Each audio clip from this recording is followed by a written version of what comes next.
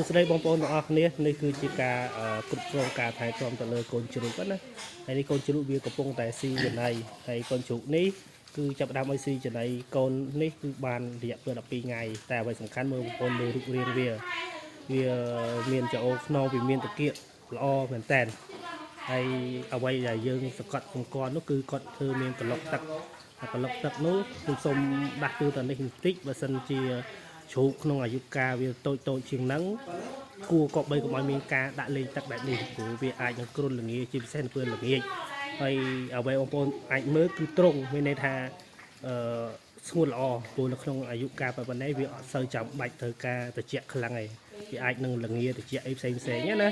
អញ្ចឹងបងប្អូនគាត់អាចធ្វើបានតែបើជ្រូកធំការធ្វើកន្លុកទឹកនេះបែបនេះល្អដើម្បី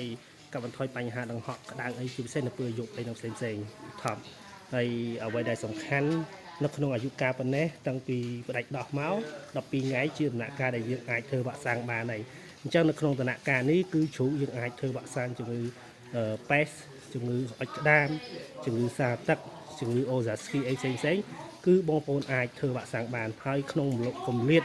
នៃការធ្វើវ៉ាក់សាំងគឺបងប្អូនអាចធ្វើចន្លោះគ្នាពីមួយអាទិត្យមួយមុខមកហើយបើសិនជានៅក្នុងតំបន់នោះមានជំងឺណាដែលធ្លាប់ផ្ទុះយើងអាចធ្វើរំលឹកនៃប្រភេទវ៉ាក់សាំងហ្នឹងតែមួយមុខហ្នឹងទៅបានហើយហ្នឹងគឺសម្រាប់ការធ្វើវ៉ាក់សាំងហើយសម្រាប់ការថែទាំផ្សេងនៅពេលបងប្អូនបានទិញកូនជ្រូកពីគេបងប្អូនត្រូវតែមានប៉ារ៉ាហើយនិងវីតាមីន C ដើម្បីដាក់កាត់បន្ថយ stress ជាវាងបញ្ហាដែលវាដឹកជញ្ជូនមកវាធ្វើឲ្យជ្រូកនឹងអន់អញ្ចឹង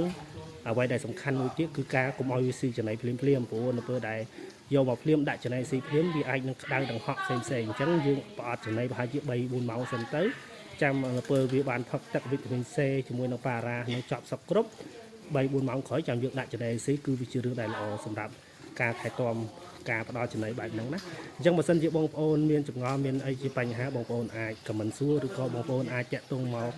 យើងបានយើងនឹងផ្ដល់បច្ចេកទេសហើយនឹងបកស្រាយជូនបន្ថែមសម្រាប់បងប្អូនបាទអរគុណច្រើនបាទ